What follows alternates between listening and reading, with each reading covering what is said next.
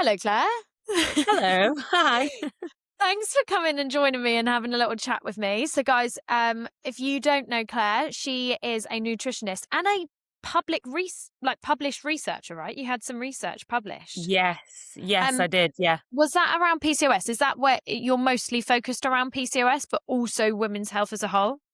Yeah. So women's health is my sort of specialist interest area, but I was awarded some funding to run a clinical trial and I have PCOS myself and it was my sort of point of interest at that point in time. So I was like, let's put this funding into PCOS research and it was published. So yeah. How cool is that? The fact that women's health doesn't get huge amounts of funding anyway, does it? Let alone PCOS, and here you are. Yeah. Yeah, It's so exactly. cool. Um, so you have PCOS, and I know like we've worked with each other a fair few times through my over, but today I said to you, didn't I? I was like, right, Claire, I just need you to sort our lives out for us. I can Like, try. what is it? Like, we can consume so much content across social media, can't we? And it can be so overwhelming and consuming and you never know what to believe, and then you chat to some people who are like really down like the non-toxic route, and then you chat to the other people that are very much like down the fueling route, and it can I obviously it's so complicated, isn't it? And in the sense of it isn't one size fits all, but there has to be some blankets that as like a female that how can we thrive? And I'd love to chat about that today rather than sort of going down the nitty gritty. And I know you really advocate for personalized nutrition as well, which we really should all do. But females, there's got to be some general info, right? Yeah, yeah, and you're so right, Chloe. Social media is a minefield, like it is absolutely impossible to navigate. And, I'm sure everyone could raise a hand if I said, have you ever tried low carb, keto, high protein, clean eating, calorie Done it restriction? all.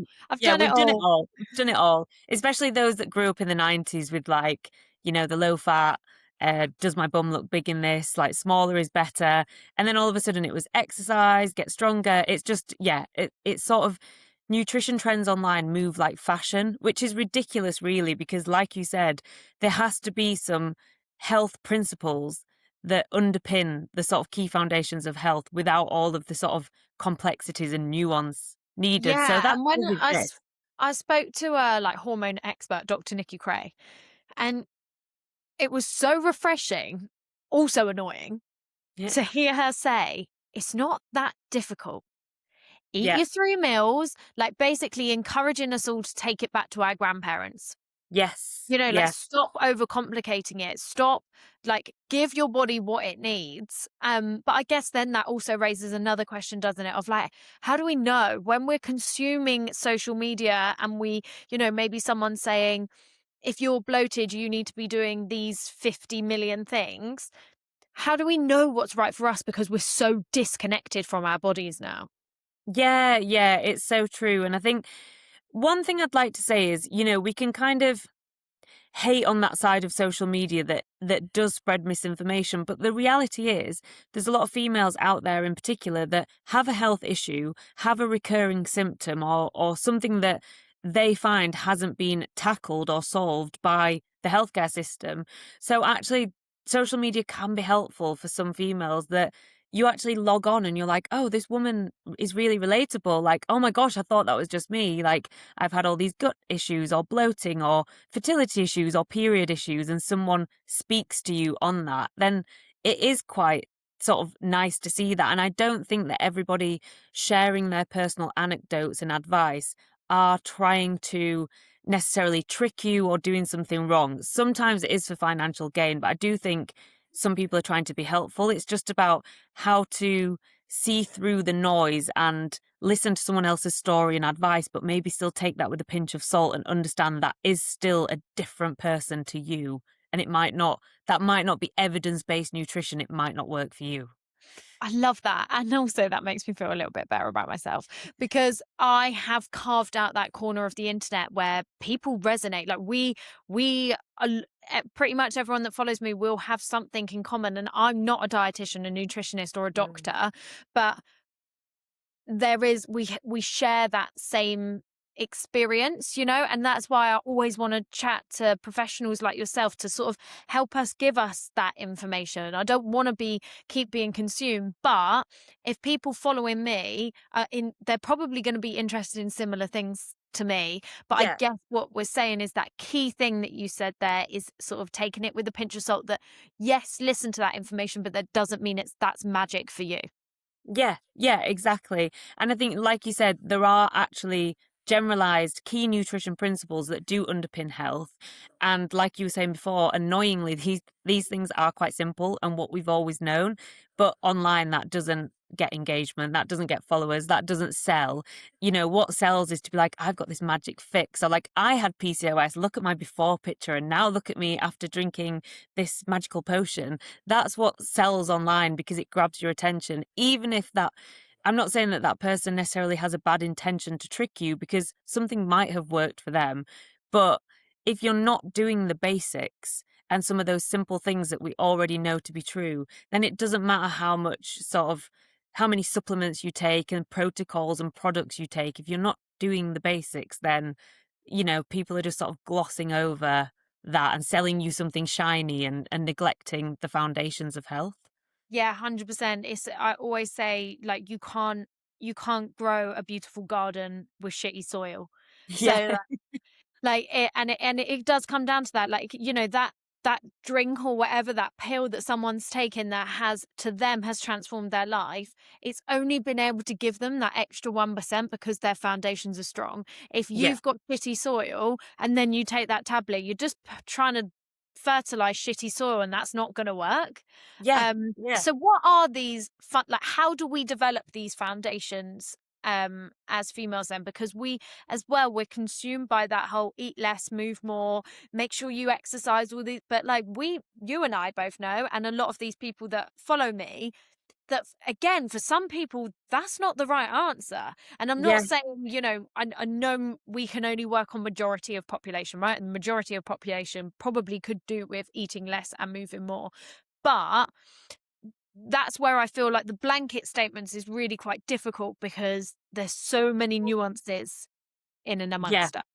Yeah. And then put in, the fact that you've got maybe a 30-second reel to capture someone's attention and you're just banging on about make sure you've got good sleep and you eat fiber and vegetables. Like people are just swiping past that. So Yeah. yeah, it's really hard to get that sort of nuance and the fundamentals across all at once and talk about it in a sensible way. But I think, like you said as well, if you're down the sort of exercise route of social media, your algorithm is serving you sort of PTs that are like, just eat less, move more, be in a calorie deficit, have accountability. That is how fat loss happens.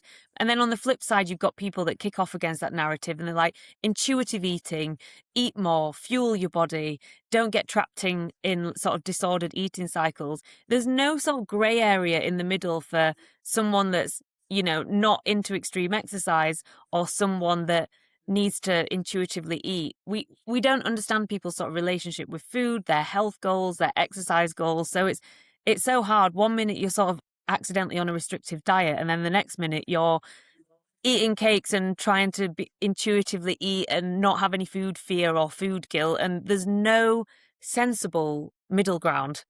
Yeah, I say bring back the greyness, Yeah. bring back the clouds, Yeah.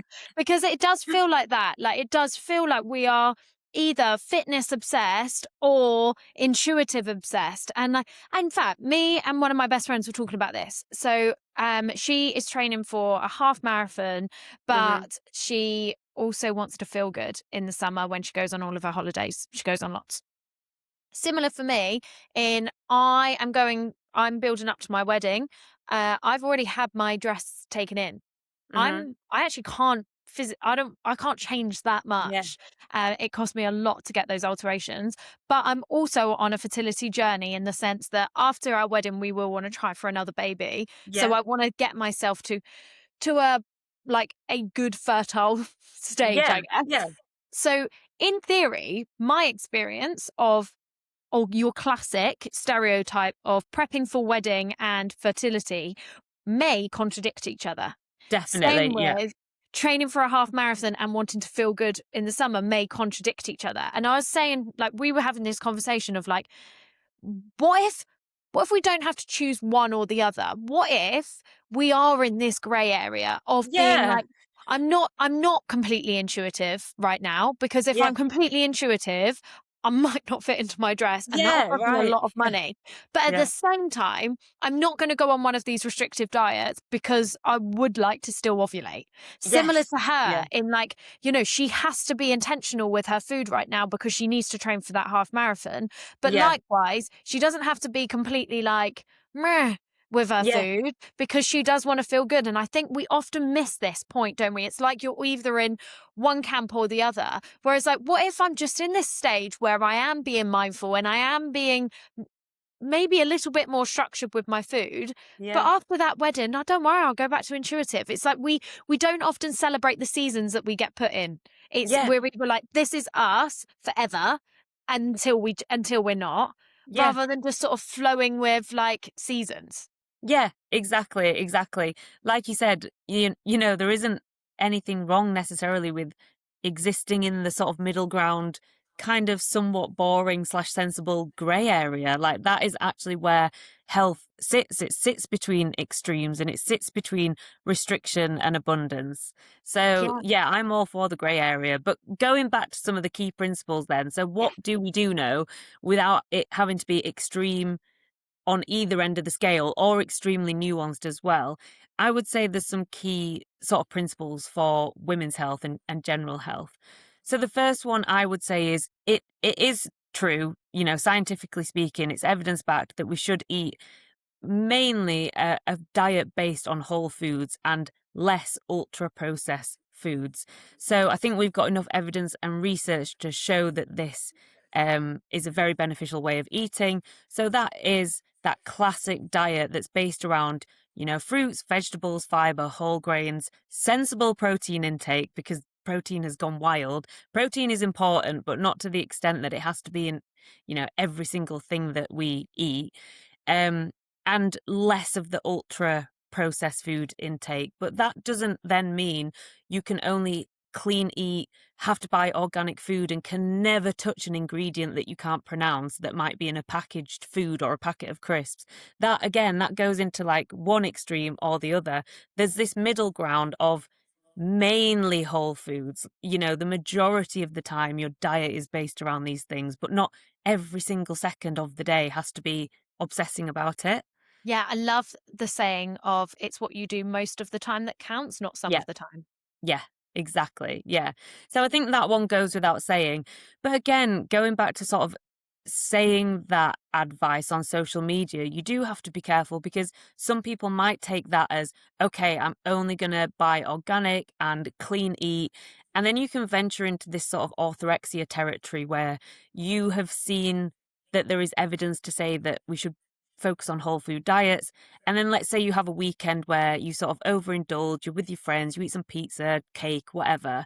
And then all of a sudden you're feeling guilty about it because you're thinking, oh my gosh, I've heard that these foods are bad for me. So we don't want to venture into that either. And that we do see that rise in sort of orthorexia. And also, flip side of that, of someone that goes out and maybe they choose to eat a salad and say no to dessert, suddenly they're the ones that are obsessed or restrictive. And I think, yeah, I guess it's what sums this conversation up, wasn't it? Of Yeah. like, it's so individualized. So take these blankets of, yes, go away, eat most of the whole foods, but like, Yeah.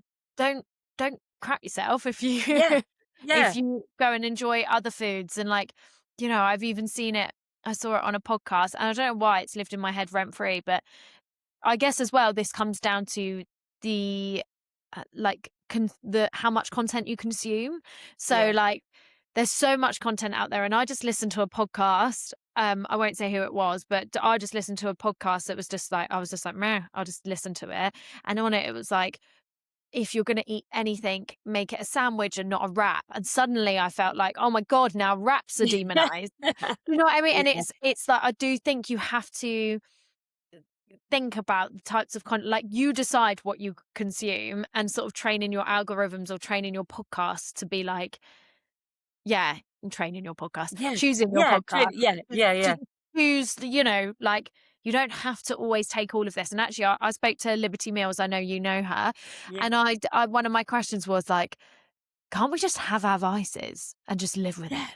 Yeah, right, exactly. Like, I'm a nutritionist. I have PCOS. I care about my health. I eat for sort of healthy blood sugar and those things that help my PCOS. I still go out and drink a glass of wine and eat pizza with friends and don't beat myself up. Like, that enjoyment side of life and not stressing about food also is part of the bigger picture of health as well.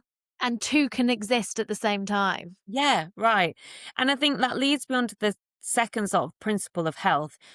And again, it is a touchy subject to talk about on social media because it does require so much nuance. But I think that is the fact that actually a lot of good health and our bodies being in good health comes down to being somewhat a healthy weight. So that entails, not underfueling. So if you're an active female, um, it can be so easy to fall into that trap of over exercising and continuing to eat healthily as you did without upping the carbohydrates. But then on the other side of that, there's overeating. And, we do see that the UK population, for example, does eat high amounts of ultra processed foods. That can lead to higher calorie intake, that can lead to excess weight. And actually, the excess weight is what can cause a lot of the kind of cellular damage and inflammation and health issues. And once you kind of understand that trying to maintain a healthy weight for you and your needs is one of the fundamentals of health, and it's quite freeing because it's not that you then have to obsess on only eating vegetables and fruit to be healthy. It can be, okay, as long as I'm eating within a sensible sort of calorie intake and I'm not underfueling or overfueling, I can have a pizza, I can enjoy some cake, I can eat some salads, I'll also eat some vegetables. It's quite freeing then in that sort of space. I don't know if that makes sense, but I see it It as does. quite freeing. Yeah, 100%. If someone's watching this, how because you've got again like different camps, right? So totally agree, you've got a group of people that maybe are overeating and actually they could do with watching what they are. I'd love to know your approach to how you would get someone to maybe a more healthier weight without tipping over to that calorie obsessed, protein obsessed, macro obsessed type side, because I sometimes feel like that someone goes on a weight loss journey and it's like they just like get onto this ride, strap themselves in, and off they go to Yeah. restriction. Yeah. Yeah, exactly. And then you get into that headspace of less is more. So I'm going to eat less and I'm going to continue to eat less. And I think you said it at the start, what is wrong with just thinking about three main meals per day that are pretty balanced? We all know that we should have some sort of fiber and vegetables on the plate. We're all talking about protein, and we hopefully know now that carbohydrates aren't the enemy and they can feature in a balanced diet. So if we were looking at three key meals per day with a healthy snack in between, like a piece of fruit or some nuts, that is quite a sensible approach to at least having a foundation for, being on a sort of weight journey where you are thinking about achieving a healthy weight. And then you can start thinking about, do I walk enough? Do I get enough steps in the day? Do I move more? Now, I think it's important to say within that, there's so many complexities. And for example, the job that I'm doing at the minute, I'm working in the NHS within complex obesity and people that are taking the weight loss medications. Now it's not as easy for lots of people to just say, just go and walk more and eat a bit less. There's mobility issues, there's health issues, there's mental disabilities, there's, complex trauma, there's all sorts of reason why people can end up the weight that they are. But again, generally speaking, for the general population, there is some sort of sense to, if you can move your body more, break up times of sitting for long periods of time and eat that balanced diet. Maybe it's three main meals per day with a healthy snack. And that's a pretty good place to start, to be honest. That's a sensible, approachable place to start. Claire, I wasn't expecting to go down this rabbit hole, but you've opened the door and unfortunately I've stepped in before you could close it. This new job that you're doing, um, am I right in thinking you mentioned about like medical, like how I'm assuming you're dealing with people that are potentially on the jabs as well? Yes. Yeah. Um, what are your thoughts? Do you mind if we just talk about this for a minute? I am seeing it everywhere. I've spoken to a paramedic. who is consistently taking people into A&E with pancreatic problems, Right. then I'm speaking to people that are on it and they love it, but they're scared Mhm. to come off it because they're Yeah. scared about the food noise. I've seen people that it's completely transformed their lives and their relationship with food, but I still don't think we're fully aware of the side effects. I've spoken to people that think it's completely cheating and Yeah. lazy. Yeah. Where are we with all of this? Because it's so new. Yeah. So I think the first thing to say is as well, when we're talking about weight and, one of the key principles being just achieve a healthy weight, it's safe to say that achieving a healthy weight is probably one of the hardest things that humans globally experience. If it was easy, then diabetes and obesity would not be a global problem. Like we are in a global health crisis when it comes to obesity and weight. So it just goes without saying that the eat less, move more is hard, and there's so many Yeah. reasons that affect that. And then these weight loss medications come along, and from a sort of scientific perspective, I think these medications are amazing. I think they are absolutely game changing. Now, the type of people that I'm seeing that are eligible for them in the NHS are often in a sort of complex state of poor health, I guess. So for those people, it really is life changing. And these people have tried everything. Like they've tried every diet, they've tried moving more if they can, but they might be mobility issues, fibromyalgia, pain conditions, arthritis. There's so many reasons why people can't just get up and go to the gym or go on a walk. And there's sort of genetic predispositions, there's family history of illness and certain health conditions. There's so many sort of complexities that can lead a person to be the way that they are, and they have probably struggled with that their whole life. And I'm talking about the people that are eligible to get these medications in the NHS, and it's to the So extent there's that some of the people that may are people just getting it off the street then? Can you yes. So if you were to go and be able to get this on prescription in the NHS, you've got to meet quite a strict criteria. So the right. people that are getting them in the NHS, the health conditions that they will have that gives them that eligibility will have probably far worse side effects and health consequences than what the weight loss medication will give them. So yes, there are some risk to taking the medication, and you can't be sure how each person will respond. But generally speaking, across the Yeah, they've board, weighed when it up. yeah, like these people that are largely overweight and obese, when they take the medication and they lose weight, they see significant health benefits. And then from that weight loss, they increase the mobility, then they can walk more, it improves their mental health, and it has this like amazing spiral on their health a lot of the time. The problem is, because it's quite a strict criteria to get them via prescription on the NHS, every man and the dog is now selling them. You can get them from the hairdresser, you can get them from the man at the pub, you can get them unregulated. How do they Um, get hold of them? I don't know. I guess they must be like a market online for them that isn't Right, okay. regulated. And I think the problem there is one, it's unregulated, so you don't know if it's the real stuff. But two, what the focus is at the minute, like in the NHS and generally, is wraparound care. So what we're saying is, if you take the weight loss injections, you need to be linked in with a nutritionist, a Mm. psychologist, a dietitian, a consultant. We need to be checking your blood sugar levels, your blood pressure. Are you eating enough protein? You're not, making sure you're not losing too much muscle mass, making sure you're not getting deficiencies, which if you get them privately in a healthcare setting or the NHS, you get that care. If you get them from the person in the salon and you just lose loads of weight and you're kind of thinking to yourself, this is great, I haven't eaten in 3 days. Well, you're going to get muscle wastage. You're going to, get nutrient deficiencies. You're not getting that energy in. You're going to be fatigued. You might end up with a lot more sort of health negative consequences from it. So again, lots of nuance and Yeah, but complexity. then I guess, like, some people just don't care, do they? Yeah, yeah, Well, at least I've got the body I want, and that's sort of yeah, yesterday's problem, and I think I can relate to that when I was in the gym.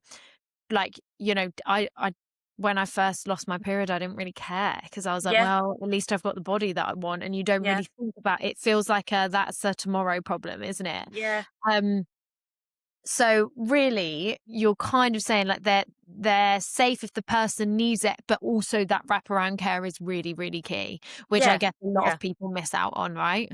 A Yeah. lot of people, and that's kind of where the issues are coming up. Well, Mhm. I was not expecting to dive into that, but I Yeah, just thought yeah. actually, like, it's so interesting to hear from your side because it seems like everyone's on them at the moment.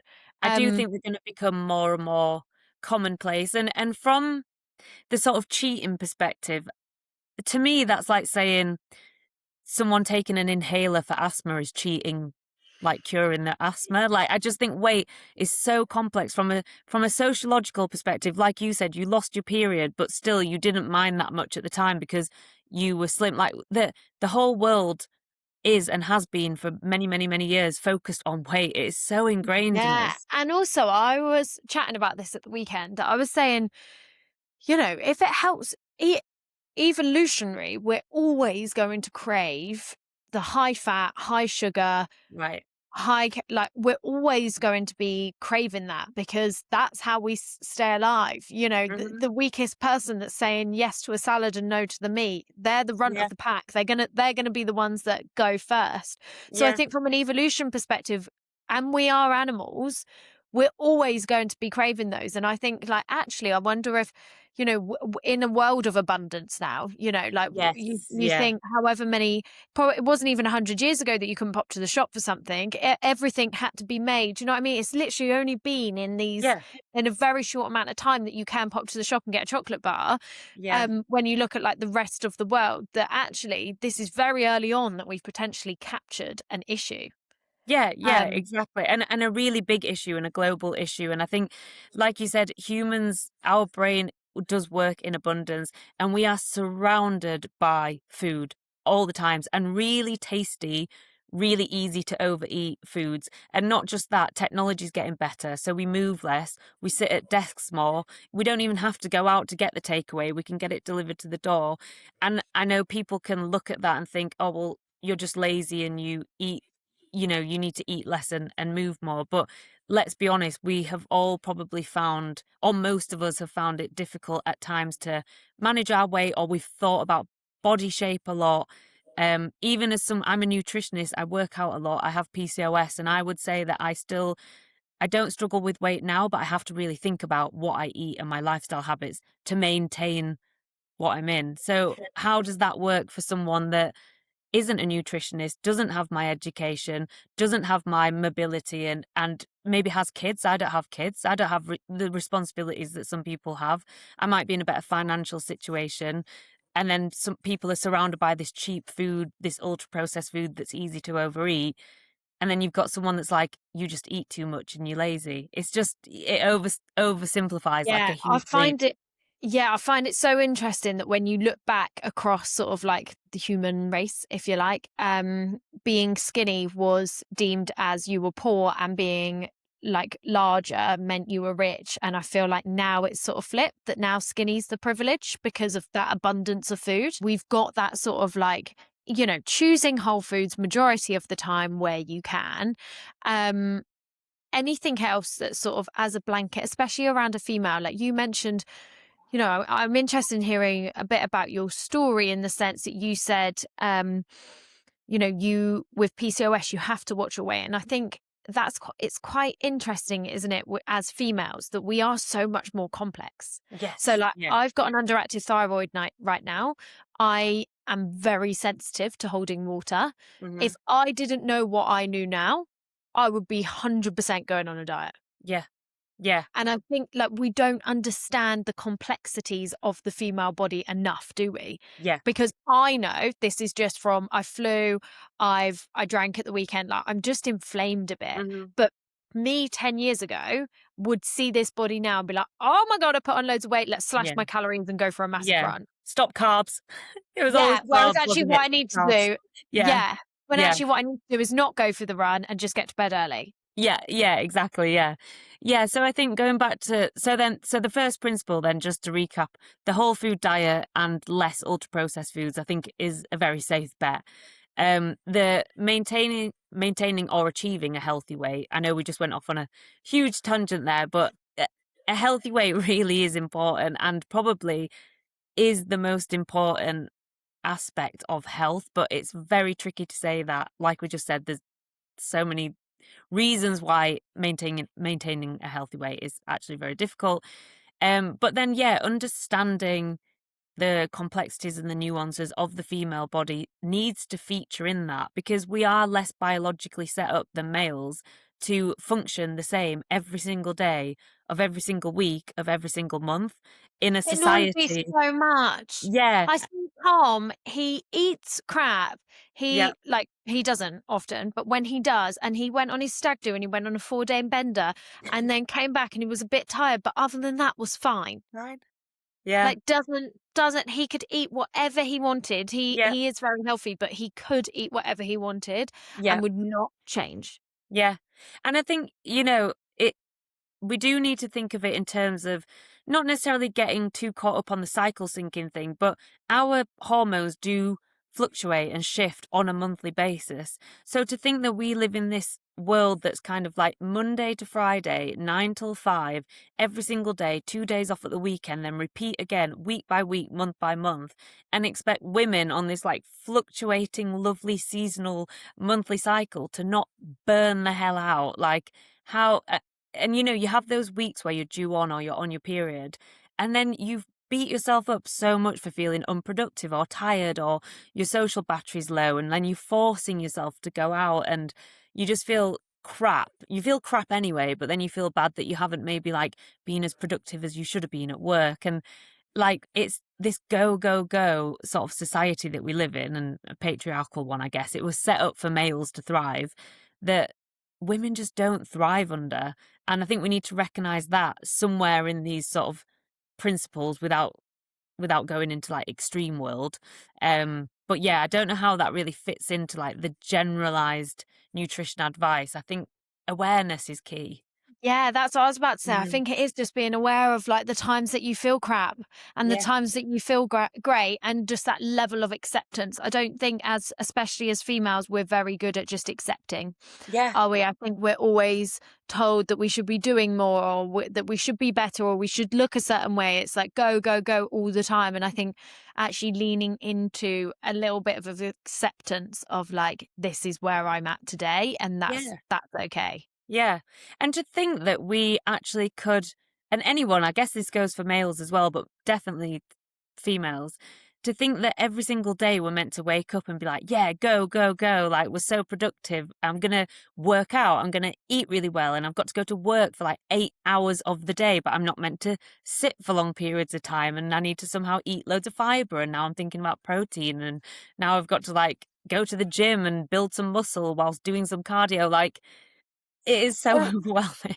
It's impossible. Literally. So, and I've seen, thankfully, my Instagram algorithm is sort of floating to more of like before and afters, but people that used to train like 5-6 days a week, Yeah, and then their bodies now that they train like 2 to 3 times a week, and they've yeah, swapped like high intensity to yoga. I don't know why. Maybe it's because I've sort of changed my approach a little bit, and that's maybe why Instagram's feeding me this. But like, there is you constantly, and actually I think I saw a video the other day of like, here's something that you should do to make you actually reach your goals, and it was like, do less. Like, yes, stop yeah, doing more. Like, yeah, you don't need to add that into your diet. And I think we often think we need to add more things, we need to do more things to mhm, be better, and often we need to actually take things away. I know like a lot of like a nutrition protocol is to add more in, yeah, rather than take things away. But I agree. think when it comes to a lifestyle thing, it's like, why don't we just get rid of a few things in our diary rather than Yeah, keep adding it in? yeah, and I guess that's a good segue into my third key sort of healthy principle that applies to all is stress management is so key.